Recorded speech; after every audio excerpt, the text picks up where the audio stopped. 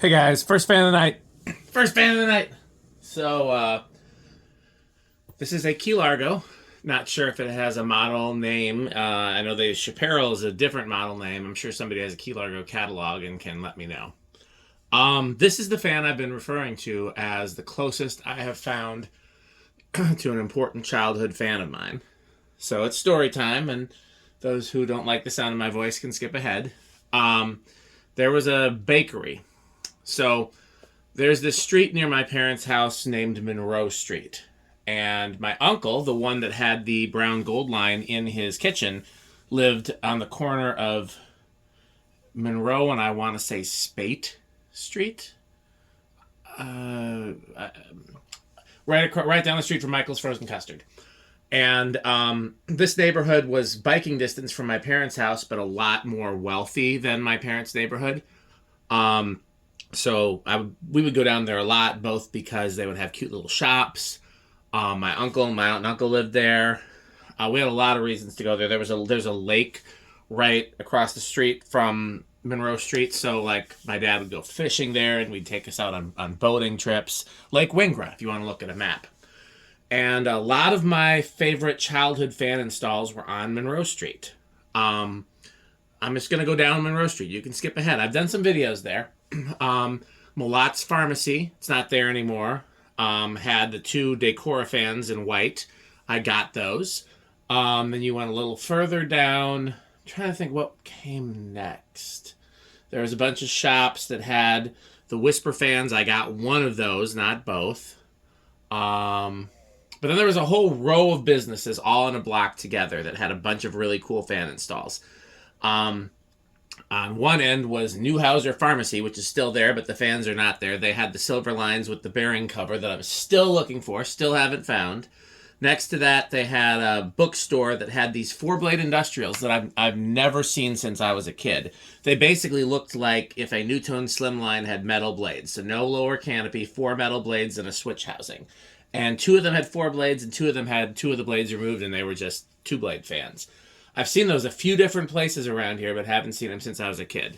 Next to that was a Mexican restaurant that had either SMC U52s or Evergo huggers. I couldn't tell the difference as a kid. I knew they were GE Vent huggers. Trying to think of what was next to that was the antique store where I first saw 1895s, white stencil blades. And I believe next to that was the bakery, and it was called Ovens of Brittany, and only had one fan on this beautiful wood-beamed ceiling. And the fan was a Key Largo and hung on a very long down rod. Like you could basically reach the control on the fan even though the ceiling was high. And one of the blade arms was badly bent, and so it wobbled. And I'm sure somebody stuck a broom in it or something. And yeah, one day when Ovens of Brittany went out of business and a different business came in there, they kept everything the same but removed the fan, and the canopy's still there. I'm not sure. We'll talk about that in a minute. And then also on that block was an art gallery that had A52s and Lagunas. And then I believe it was a photography shop. I'm not sure, that had a Sonitaire. A floral shop that had ring fans. Just the first place I ever saw the round vent Emerson's. Just a lot of cool fans on that same strip in that what was a cute little neighborhood. It still kind of is a cute little neighborhood, but it's a lot more gentrified now. Now it's got a Trader Joe's and that kind of stuff. So it's not the same, but it's still a cute neighborhood. Yeah. So this is the closest I have found to that childhood Key Largo, and there's one difference that I can tell you for sure, and then the other differences I'm not sure about, because your childhood memory is uncertain. Like when I talk about the Terra. I swore the blade tips were different, but they couldn't have been. I swore the speed knob was brass, but it had to be wood. Little details like that, sometimes your memory fails you. But the one thing I know was different is I know it had a label on it that said Key Largo, because that's how I knew who made it. I knew it was Key Largo. And I know for sure it had these blade tips. I know for sure it had these blade irons. I know for sure it had this faceplate. I'm not sure how well you can see it in the video. It's got the long nose style faceplate with the little ornate edging. The Chaparral does not have the ornate edging. It had a canopy in this shape, but they had a few different canopies in this shape. And given that the fact the canopy is still there, I really should just go in and see. Well, last time I was there, the canopy was still there. It may not be, but last time I checked, it was still there. And given the fact that the canopy is still there with no fan, did they cut the down rod? Did it have a slightly later version that where the canopy mounted to the mounting bracket instead of mounting to the down rod? I'm not sure. I just know it was this shape. And again, I'll go down there next time I'm on that side of town. I don't live anywhere near there anymore. But next time I'm over there, I'll go take a look and see if the canopy is still there. But it was definitely the shape of canopy. My memory says that it had the Casablanca style speed knob with a little black knob with the point. Again, that could be my memory failing, but you'd think I'd remember if it had an actual brass speed knob. My memory said the blades were either cane or stencil, but again, it was always on. I'm not sure how I saw the blade dips. I must have had a good eye for that. But this is the closest that I've found. I've found a few Key Largos, or what I thought were Key Largos over the years. Like I said, I did get that Fasco that I swore was the Key Largo, and then I got it and was disappointed. So this one I was very excited to find because this is the closest that I've found. And yeah, let's see how it performs. One thing to notice, Key Largo was definitely, they were attempting to be ahead of the curve in certain ways. Again, they had a variety of different canopies and mounts, and definitely the way this one mounts is a little different. The blade arms are very chunky. That's because Key Largo was the first company to have the hidden screw blade arms, where the screw doesn't actually go all the way through. That became a huge selling point in showroom fans in the 90s. I don't know if anybody really cared, but if you'll notice, if you look at the blade arms, there are no visible screws. That was a huge selling point, and they did apply for a patent for that. It must not have went through because I didn't find that in the list of fan patents that I recall. I guess I should go look and see. Maybe it is there. But then other companies were doing it, so probably not. Yeah, I put this on the workbench, and it seemed to perform fine. The bushing between the switch housing and the flywheel needed a little WD-40, but nothing else seemed out of whack. So let's go ahead and try it. That's set to low with the variable speed. I haven't opened it up. I assume it's just a cardboard box. That's pretty common for Key Largos. I don't think they had any sort of special speed control. Again, I know for sure it didn't have the Chaparral style blade irons. I know for sure it didn't have the later Key Largo canopy. I know for sure it didn't have the plain faceplate, which is why this is particularly close. But again, this one, the thing that's interesting about this one is it doesn't say Key Largo anywhere except stamped into the blade arms. You wouldn't know it's a Key Largo if it wasn't stamped into the blade arms, or if you didn't recognize the specific traits of it. But I know for sure it said Key Largo when I was a kid, because how else would I have known what it was called? It wasn't like I had a Key Largo catalog, or any of the showrooms carried Key Largo or anything like that. So I know for sure it said Key Largo on the switch housing. So I still want to find one. There's no place on the switch housing where it would have been. So I still want to find one that has that. You guys know I'm very particular about trying to find the exact variation of my childhood fans, as well as some other variations. Like, I still badly want a brown gold line with an EnviroFan sticker. I've got brown gold lines, but they don't actually have the EnviroFan sticker. Little fast. I do like the speed knob. It does seem to be it feels quality. Damn near silent on the solid state. I can't tell if it's the fan that I hear, or the fan in front of me, or the fluorescent lights. So that's I'll call that a win.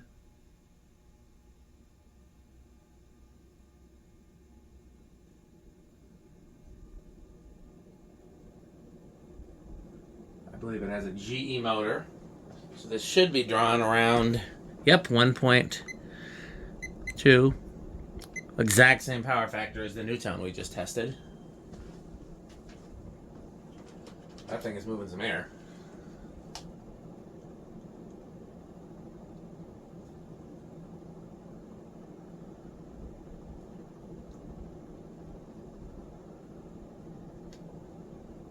Interesting, I'm not getting a good reading.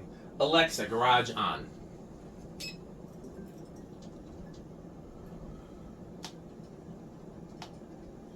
Oh, I was hitting the wrong button. That might have been my fault.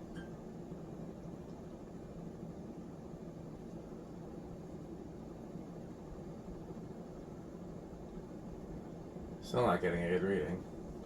I'll try the other tack, but I think this is the bad tack.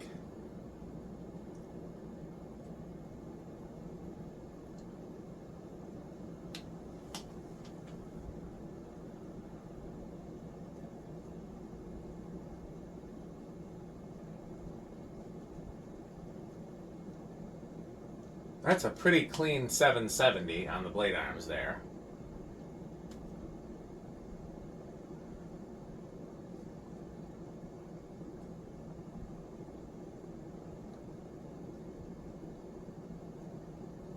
What does 770 work out to being? That seems about right. Seems just under 200.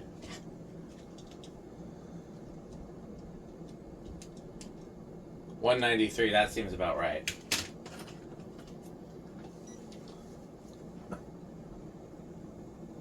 Oh.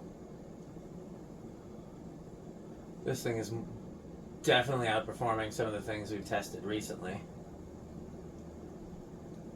Getting a very clean 570.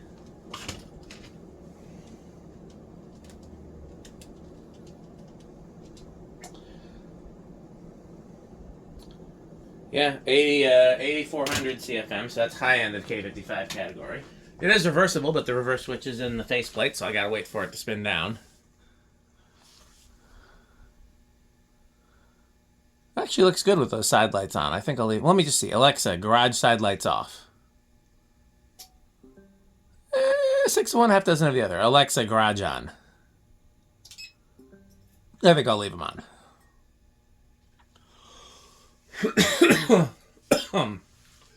Yep, this is the profile that I remember from my childhood Key Largo. So this is definitely, again, it's not like the EnviroFan with the bearing cover where I've not found even anything remotely close to it. I mean, the closest thing I found is the orange line with no bearing cover, but those look very different. This looks very similar. Like this, for all I know, this could be the exact same fan except for those few details we talked about.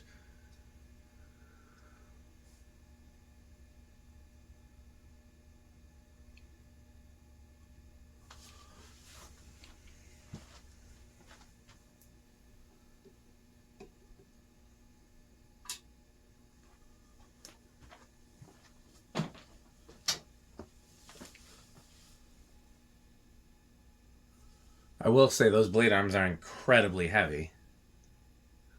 I'm shocked. The flywheel's in decent shape.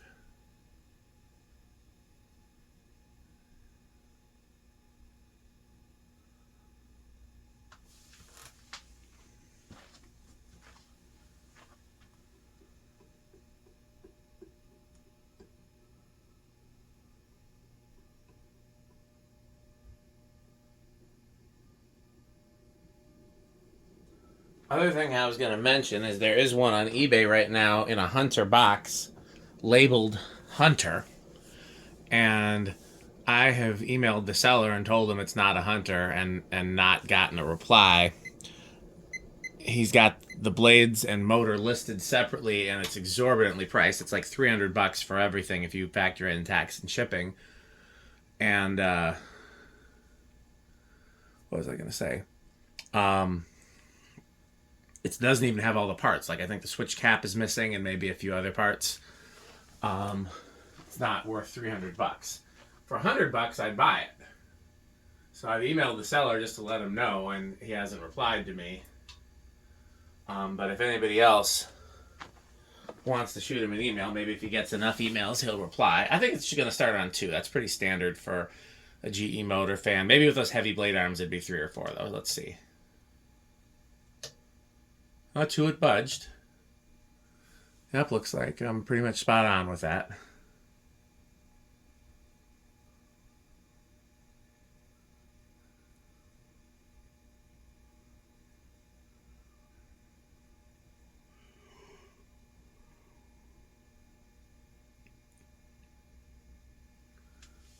Well, that's quite a slow low. This is the kind of fan I would love to hang somewhere in my house, but I'm not sure where. It's not quite majestic enough for the living room. If I had 2, I could do the bedroom, but I really like what's there. It's 4. It's 5. I'd love to do it somewhere on a long down rod because that's the way my childhood one was. And this came with a long down rod. It's just, we're testing it in the garage here. It's not long down rod room.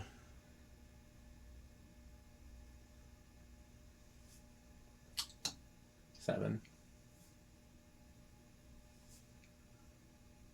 8. Crunch, crunch, crunch, crunch. By the way, the only thing I've eaten today is some Pedro's chips and salsa. So once again, Pedro's chips and salsa to the rescue. I have some food in the microwave I'll probably eat after I'm done filming this, but 9. 10. Yeah, I was supposed to work today, but it was snowing just bad enough to make the roads really bad. And I actually started my drive to work and turned around because there was a lot of cars in the ditch and such things as that. And I don't like being in the ditch. So that's great because I can make fan videos today, and I've got at least one other thing I for sure want to throw upon the old test rig. But maybe more than that even. We'll see. 12. 13.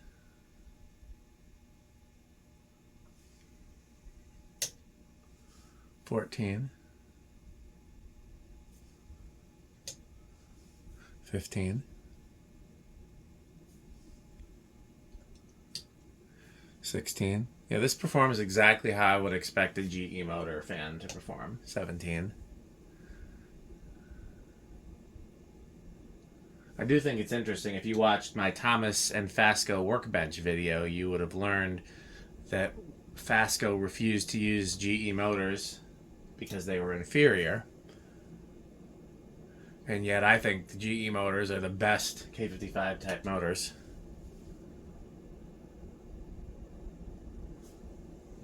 That's 20. 21. 22. 23. 24.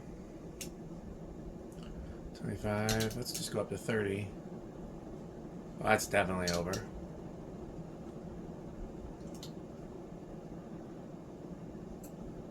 26? No, I overshot it. 25. 25 is right on it. Okay, so we already did solid state because we know that it's pretty close to silent with the solid state. That's one good thing about the GE motors. Honestly, they're better than the Fasco and the Emerson motors when it comes to that. Normally a GE motor would have a big inrush, but they've been all over the place lately. I'm just going to go with big just to have something. I think it's technically a small inrush. Yep, small inrush.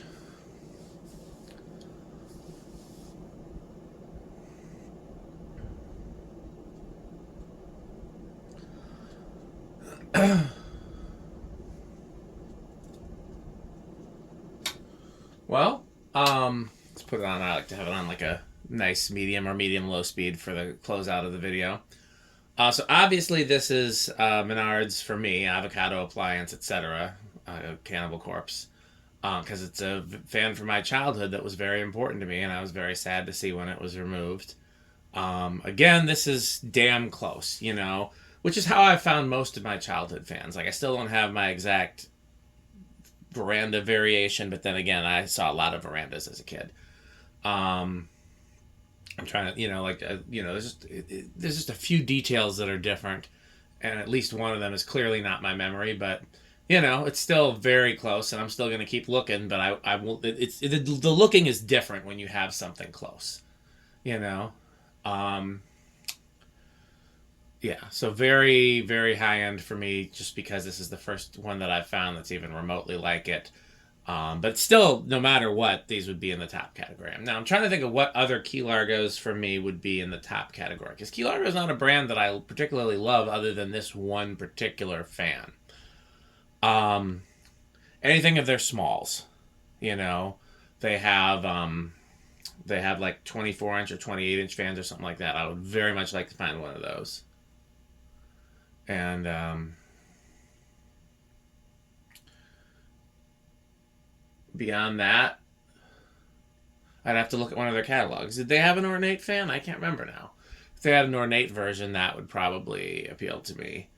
But I don't love the Chaparral. I don't like those blade arms or this planar motor housing. And they definitely had some stranger fans closer to the end. They also had like, you know, plexiglass and weird sidebands and things like that. And I think those are cool, but it's nothing I'd go out of my way for. So. Okay, well, stay tuned for a word from our sponsors. I'm going to go and do some more work and check in on my actual job that I'm supposed to be at right now, and maybe eat my lunch, and then I'll do some more filming. So stay tuned for a word from our sponsors. And, of course, thanks for watching. Bye, Fanstick. Bye, Pedros. This video is brought to you by the following sponsors: Sandstick, Lightstick, Taco Burrito Mexico, Sperry, the beverage of fan collectors, The Good Manufacturing Company, 81220 LLC, where our motto is crunch, crunch, crunch, crunch, crunch, crunch, crunch, crunch. RickOrSheep.com, a fun game you can play with your friends. For more information, go to RickOrSheep.com. Power Vacuum, the vacuum with more vacuums. Udong Batteries. When I think of batteries, I think of Udong. Major funding for this series is provided by the Corporation for Public Broadcasting and by the annual financial support of viewers like you. Pedro's making Mexican. Pedro's making Mexican.